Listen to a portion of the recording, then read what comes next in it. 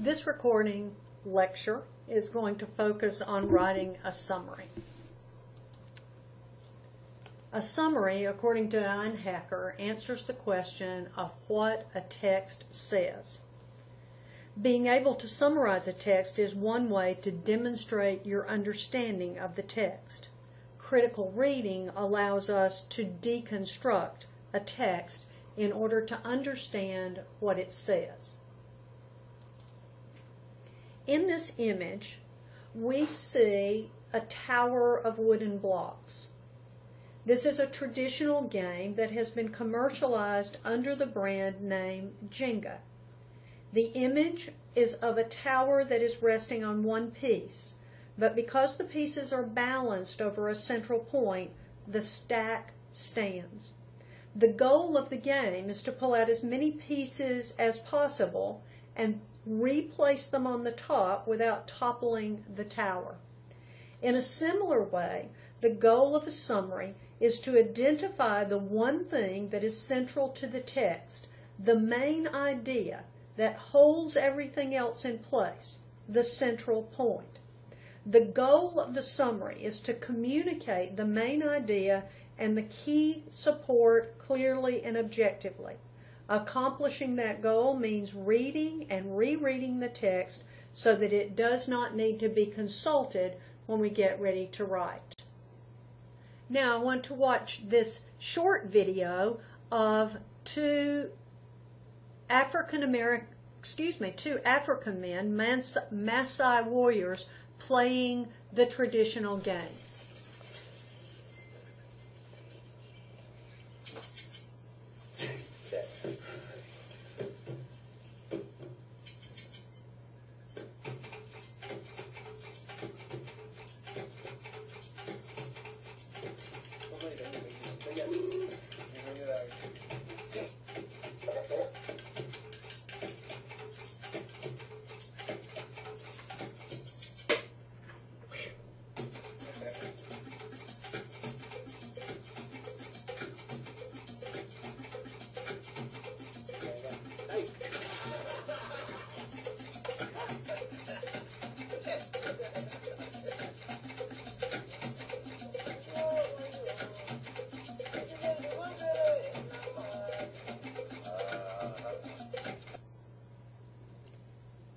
If you think about what they did as pulling out what was unnecessary, they went beyond and their tower toppled. But when you're writing a summary, the idea is to take out everything that is unnecessary, leave that central point in order for your reader, the reader of the summary, to understand the main idea and the key support. Now, at the other end of the spectrum, I want you to watch this gentleman put together a wooden puzzle .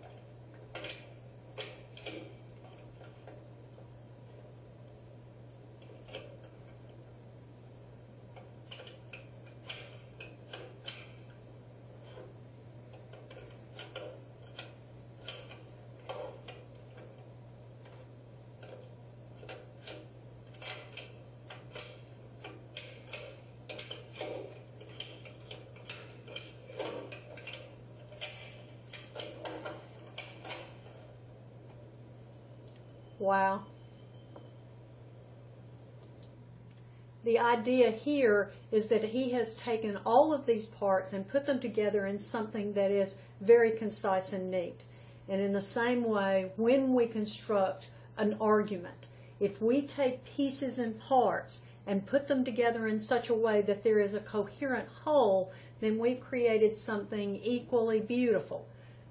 Think in terms of how you construct ideas, how ideas relate to each other, and what is essential to communicating your idea to your reader. Finally, I'm going to introduce you to Gilda Radner, in case you haven't met her. Here you see a picture of her as Emily Litella, an elderly woman who made appearances on Saturday Night Live. She was a guest on Weekend Update to offer commentary on current events. Unfortunately, she often misunderstood a key word, so her commentary was ultimately irrelevant. Her signature closing, "Never mind," came after the host had typically explained what she had misunderstood. I'm going to show you a very short video, and I want you to think in terms of being able to summarize it. And then you can come back to this page, Gilda Radner, under Summary and Research, to see how I summarized what she had to say.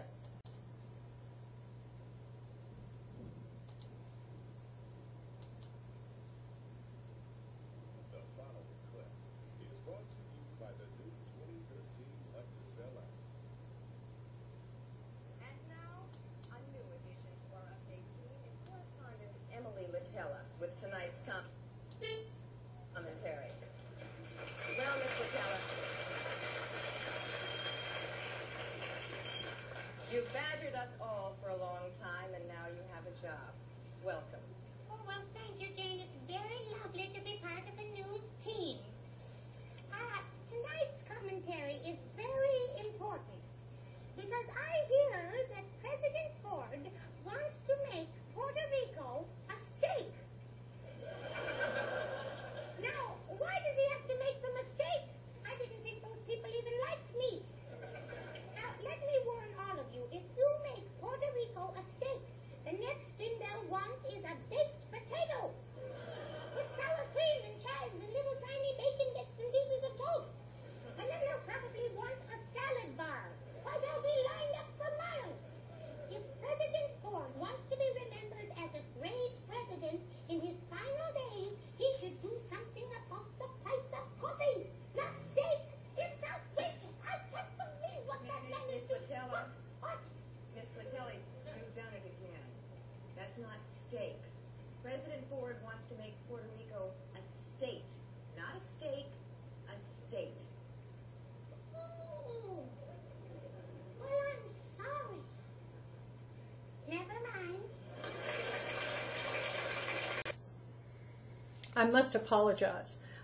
You saw a second clip, but this is the one that I wanted you to see. The other one was humorous, but this one I think is the better of the two. Recognizes its obligation to present responsible opposing viewpoints to our editorials. Here with an editorial reply is Miss Emily Litella. What's all this fuss I keep hearing about violins on television?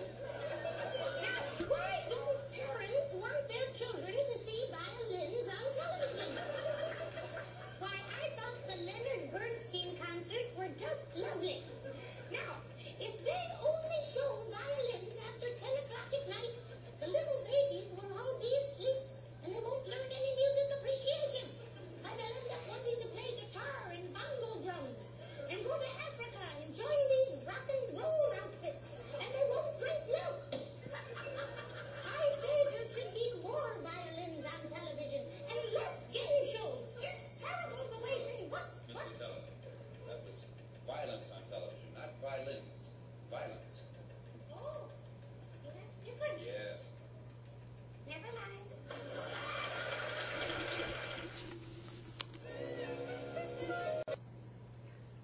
If you enjoyed Gilda Radner, you can come back and you can read some text references to her character, and you can also see some of the other characters that she played.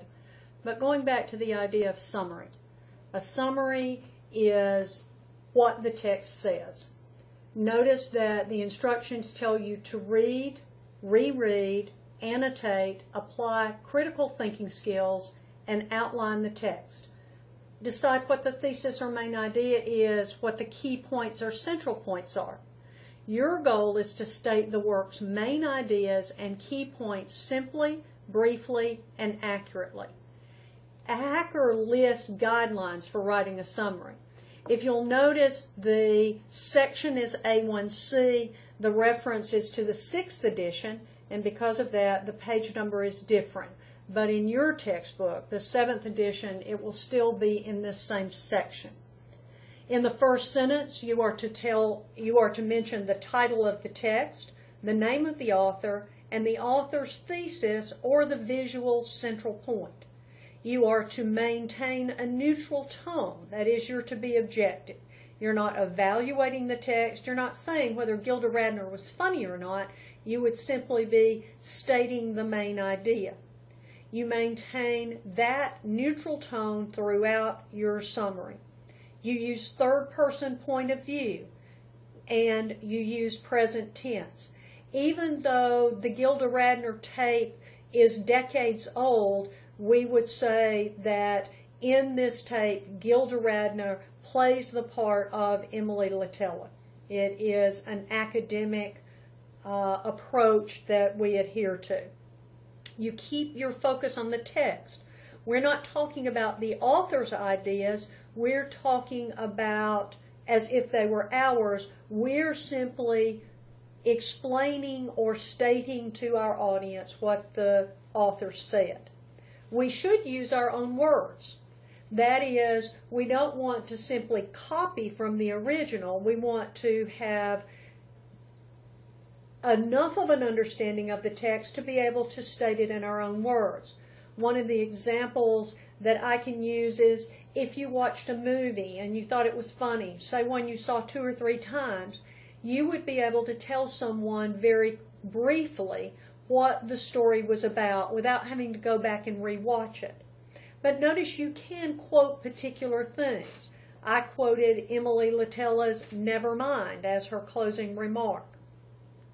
If so, then you need to use quotation marks and put the page numbers in parentheses, as I've done here.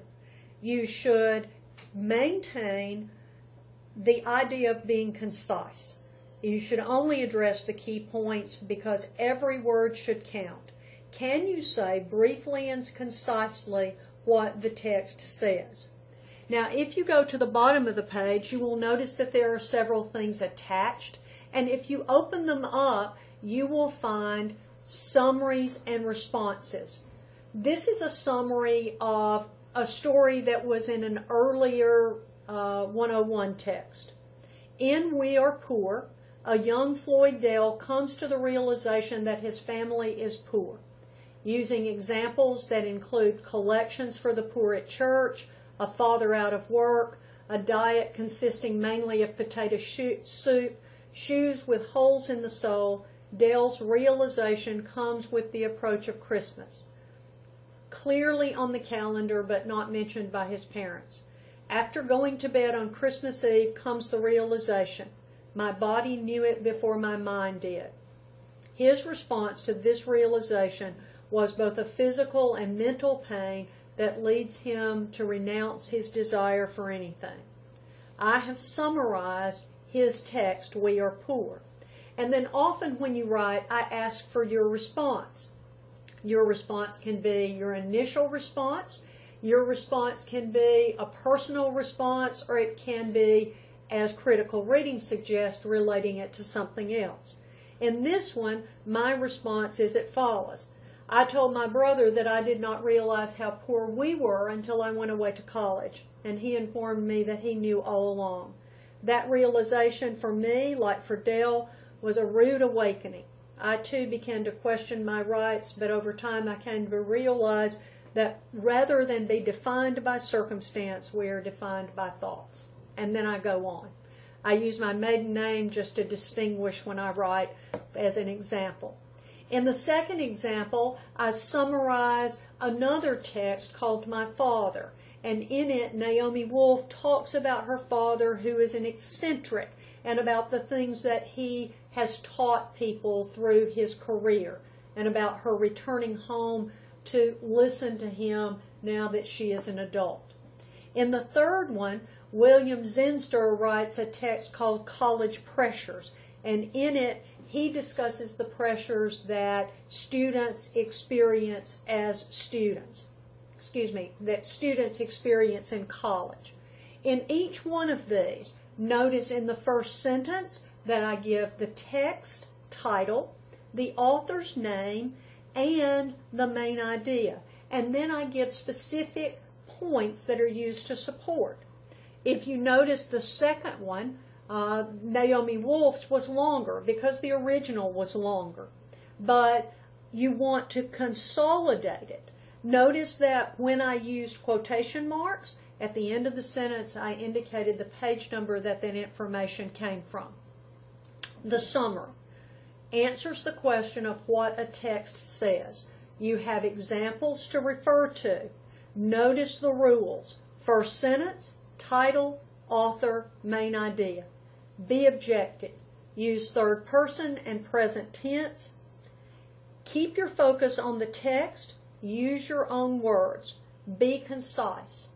What you are to do is to read a text in your book, one about friends in social networking sites, and then you're to come to the discussion board. I have you divided into small groups, and I want you to discuss what you think the thesis and the main points are. And after you have come to an understanding through your discussion, you don't have to adhere to the group's position, through your discussion, then you are to write and submit a summary.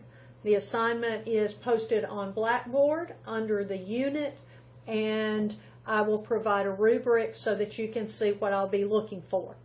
You can expect to see the title of the text, the name of the author, the thesis, being objective, third person, present tense, using your own words, and using quotation marks and page numbers if you quote.